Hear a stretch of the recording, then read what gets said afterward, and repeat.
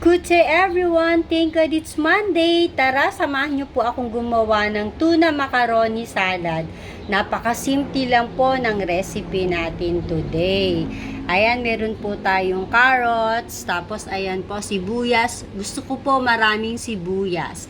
Tsaka alam niyo po ba, pag lagi tayong kumakain ng sibuyas, lalo na po yung may asthma, magaling po yan sa katawan. So, meron tayong malaking can ng Century Tuna, 470 ml ng all-purpose dressing, 1 tablespoon na white sugar, 1/2 teaspoon na pamintang pino, 1 teaspoon iodized salt, at ang ating 500 grams elbow macaroni na luto na po. So, pagsasama-samahin lang natin yan para maging macaroni salad. Let's do this, guys!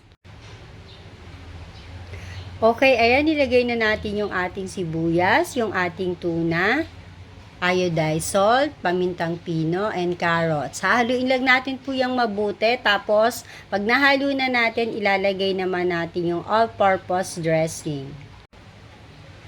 Okay, next, ayan, inilagay na po natin yung all-purpose dressing. Tapos, hahaluin lang natin po siyang mabuti. Ayan, gawa na po ang ating tuna macaroni salad. So, please subscribe to my channel. Dito lang po yan sa Facebook. Just type at luto ni Auntie Lori. Meron din po akong TikTok, Instagram, and YouTube. Thank you for watching!